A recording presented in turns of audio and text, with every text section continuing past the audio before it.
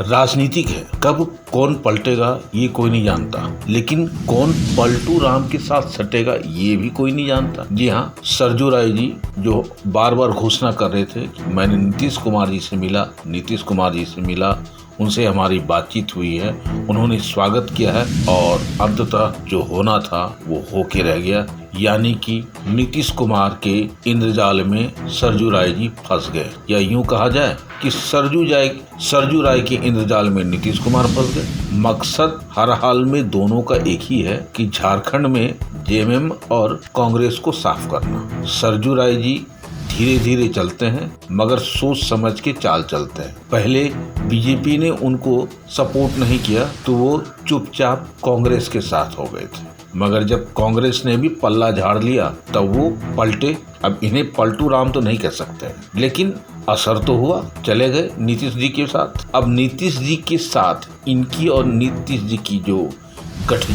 गठबंधन है, ये 2024 विधानसभा में झारखंड में कौन सा गुल खिलाएगी ये तो भगवान ही जाने। बहरहाल अभी तक जनता जनार्दन को ये मामला समझ में नहीं आ रहा है कि हमारे सरजू राय जी इतने दबंग नेता हैं, आखिर वो कौन सी चाल चल रहे हैं, किसको क्या समझाना चाह रहे हैं, दल को समझाना चाह रहे हैं, नेता या विपक्षी को समझाना चाहते हैं, या खुद को समझाना चाह रहे हैं कि मैं कहाँ पे खड़ा हूँ। बहरहाल ये राजनीतिक मुद्दा है, चलते रहेगा। आज कुछ और है, कल कुछ और होगा, हो सकता है चुनाव आते आते कुछ और हो जाए। रंग बिरंगा खेल आपको अब नजर आना शुरू हो जाएगा। विधानसभा का चुनाव है, मौज मस्ती तो होगी, जनता जनार्दन को इसी में तो मजा आता है। देखते रहिए 2024 विधानसभा का आनंदमय रिपोर्ट हमारे संवाददाता चंदन पॉल के साथ धनबाद से।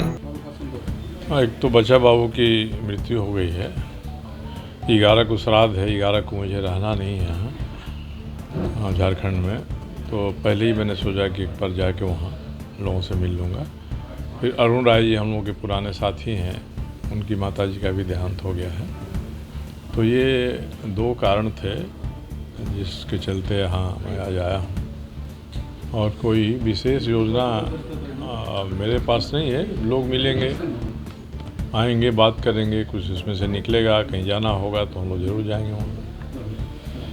देखा जाए बीसीसीएल जो है दामोदर नदी में वो भी डंप कर रही है, ये सूचना मिली है मुझे, भास्कर के विजय पाठक जी ने मुझसे बताया था, तो मैंने उनको कहा है कि आप आ जाइएगा, हम लोग वहाँ देखेंगे जाके दामोदर में कहाँ पर वो भी डंपिंग हो रही है, शायद भौरा के पास हो रहा है, वो बता रहा था, तो वहाँ जाऊँगा मैं, हम लोग ले जाएंगे तो जाऊँगा। पॉलिटिक्स से जुड़ा हुआ जदयू में ज्वाइन किया, क्या लगता है कि धनबाद से आप चुनाव लड़ेंगे? धनबाद कहाँ चुनाव में आ जाता है? धनबाद विधानसभा चुनाव, लोकसभा नहीं लड़े तो विधानसभा धनबाद से, विधानसभा तो हमारी है ना पहले से, जो जगह है। मजबूती के लिए क्या कुछ आप लोग? नहीं, जदयू में मैं तो नया आया हूँ, जो जदयू के लोग पहले से हैं वही मजबूत करेंगे। हमारा कोई उपयोग होगा तो बताएंगे कि भाई आपका ये उपयोग हमारे यहाँ है, आप इसमें शामिल हो सकते हैं, इस कार्यक्रम में, इस मुहिम में, तो मैं शामिल हो जाऊंगा। तो जदयू के तो राष्ट्रीय अध्यक्ष हैं नीतीश कुमार जी, अपने ही बड़ी मजबूत आदमी हैं। क्या क्या बातें हुई? सीट को लेकर कोई बात नहीं हुई, सीट के बारे में क्या बात होगी। जब मैंने पार्टी ज्वाइन कर लिया तो पार्टी ज्वाइन करने के पहले मैं निर्दलीय था, इंडिपेंडेंट था। मुझे अपने लिए खुद ही तय करना था मैं क्या करूँगा, क्या बोलूँगा। अब जब एक दल में आ गया हूँ तो हर दल का एक अनुशासन होता है, तो उस अनुशासन के परिधि में रहकर ही अपना विचार व्यक्त करना होगा। चुनाव लड़ने लड़ाने की बात है तो एनडीए के साथ नीतीश जी की सरकार दिल्ली में भी है और बिहार में भी है, झारखंड में भी लगेगा एनडीए को कि नीतीश जी को साथ लेना है। तो ये ऊपर की बात है, बात वो करेंगे, हम लोगों को इससे कहीं प्रभावित नहीं होने वाले हैं। बात बनेगी तब भी ठीक, नहीं बनेगी तब भी ठीक। आपकी पार्टी थी उसके बिलाए क्या? अब पार्टी के लोग अभी सब इकट्ठा नहीं हुए हैं, हम लोगों की पार्टी है। कल भी जमशेदपुर में मीटिंग थी, उसके पहले रांची में हुई थी। उनका कहना है कि हम विलय करेंगे तो जो जनता दल यू की इकाई है उसके पर बातचीत हो जाएगी औपचारिक, और बातचीत हो जाएगी, हम लोग को लगेगा कि नहीं मिल जाने से अच्छा होगा हम लोग के लिए तो मिल जाएंगे, लगेगा अलग अलग रहें उसके लिए भी लोग तैयार हैं। अभी तो अगला चुनाव आ रहा है ना, उस चुनाव के ही दृष्टि से पार्टियों की या जो राजनीतिक व्यक्ति हैं उनका जो भी कदम होगा वो चुनाव को ही देखकर होगा। मैया योजना जो लागू हुई है, नहीं, मैं इसको अच्छा मानता हूँ मैया योजना को। काफी भागम भाग है। और ये योजना दूसरे राज्यों में भी चल रही है, महतारी योजना के नाम से, कहीं और किसी योजना के नाम से मध्य प्रदेश में भी चली है, तमिलनाडु में भी चल रही है, आंध्र और तेलंगाना में भी चल रही है। तो काफ़ी देर से मुख्यमंत्री जी के ध्यान में आया कि हमको भी 21 साल से 50 साल के बीच की महिलाओं को 1000 रुपया देना चाहिए उनकी सेहत के लिए, उनके पोषण के लिए। देर से ही सही दिया है, स्वागत है। मगर मैं कल ही अपने क्षेत्र में जितने केंद्र हैं उन केंद्रों पर गया था और बहुत बुरी व्यवस्था है। मैंने अखबारों में भी दिया है वहाँ। मैंने खुद उनको टैग किया कि भाई एक तो आप 10 अगस्त से इसको समय आगे बढ़ गए, 20 अगस्त तक करिए। डीसी को भी मैंने बात किया, सुविधाएं दीजिए। सबसे कठिनाई क्या है कि जो सर्वर है वो सर्वर ही काम नहीं करता है, सर्वर जाम हो जाता है, इसलिए कि पूरे राज्य भर का लोड एक ही बार सर्वर पर आ रहा है और सर्वर की उतनी क्षमता नहीं है। सीधी बात है। भाजपा तो के लोग इसको वोट बैंक से देख रहे हैं। देख सकते हैं, वोट बैंक है भी। वोट बैंक तो बनता है इसी तरह से ना, जहाँ जहाँ योजना लागू हुई है वोट बैंक बना है। तो वोट बैंक के लिए तो सारे दल वोट बैंक के लिए ही काम करते हैं, भाजपा हो, जदयू हो या जेएमएम हो, कोई भी पार्टी है। वोट छोड़ देंगे तब तो फिर मठ हो जाएगा। मठ में जैसा योगी हैं वैसे आप मठ में रहिए। तो इस तरह का कोई आधार नहीं होता है कि ये वोट के लिए किया जा रहा है। हम तो कहते हैं कि मुख्यमंत्री को स्वीकार करना चाहिए कि हाँ मैं कर रहा हूँ, वोट मिलेगा हमको इससे। जो नहीं कर रहा उसको तो नहीं मिलेगा, जो कर रहा है उसी को मिलेगा कि नहीं मिलेगा। इसलिए जनहितकारी योजना है। सरकार के खजाने का पैसा जनता तक सीधे पहुँच तो रहा है। हम तो चाहते हैं कि जो नौजवान हमारे हैं 20 साल के ऊपर के, 50 साल के नीचे की उम्र के, उनको भी बेरोजगारी भत्ता के नाम पर 3000-4000 रुपये की राशि देनी चाहिए मुख्यमंत्री जी को। और मेरी कल बात सुना उन्होंने तो 5 दिन समय बढ़ाया है मैया सम्मान योजना का।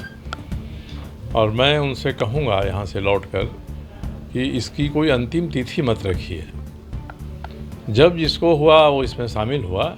एक दिन आप रख दीजिए कि आप कभी भी जमा करेंगे, आपको हम अगस्त के फलाना डेट से ही हम मानेंगे, जिस दिन से हमारी योजना लागू हुई है शामिल करेंगे। कहीं कोई अफरा तफरी नहीं होगी, लोग इत्मीनान से रहेंगे। इसलिए टाइम बार हटा देना चाहिए। आपके माध्यम से मेरी आवाज़ पहुंचेगी तो ठीक है, नहीं तो मैं विशेष कोई दूसरा तरीका अपनाऊंगा। एक निकाय चुनाव नहीं हो रहा, वो गोलबंद अब नहीं होगा, कोई गोलबंद हो, पार्षद हो, और मुझे नहीं लगता है कि विधानसभा चुनाव के पहले ये संभव है। कोई सरकार आश्वासन दे दे, कुछ भी कर दे, क्योंकि चुनाव के बारे में ही अनिश्चितता है। लोग कहते हैं कि अक्टूबर में चुनाव हो जाएगा, सब लोग सितंबर के 15 सितंबर के पहले घोषणा हो जाएगी, तो फिर कहाँ निकाय चुनाव होगा। समय पर भी होगा तो नवंबर में आचार संहिता लग जाएगी, तो कोई 2 महीने में सरकार की इतनी क्षमता तो नहीं है कि चुनाव करा ले।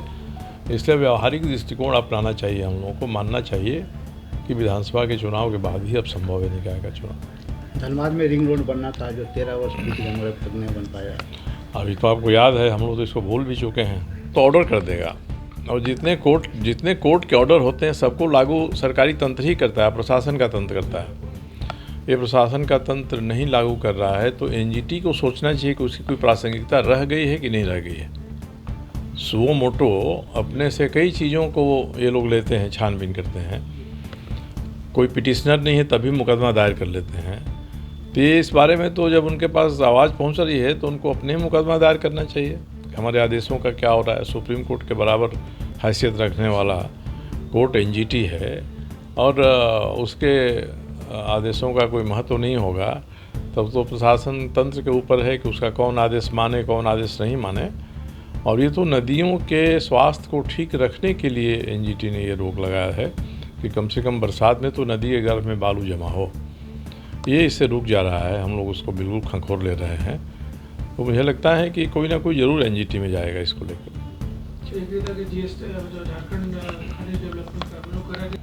देखिए, सरकार जब विफल हो गई बालू की कोई व्यवस्था बनाने के लिए तो उन्होंने जेएसएमडीसी को दे दिया कि ये काम हमारा करेगा जेएसएमडीसी। जेएसएमडीसी की औकात ही नहीं कि वो काम कर पाए। हम तो अपनी कमेटी में 1 दर्जन बार उनको बुलाए हैं, तो एमडीओ बहाल कर रहे हैं आउटसोर्सिंग की तरह से। अब इसमें क्या है ना कि पहले आपको उन घाटों का ये सर्वे कराना पड़ेगा, और वो करा के तब रखेंगे। तो जहाँ जहाँ नहीं सर्वे कराया कहते चलो हमारे अधीन है ही नहीं। सरकार के अधीन तो सभी स्थान है जहाँ बालू की आमद हो रही है। जी, आप देख रहे हैं सब पर नज़र। धन्यवाद।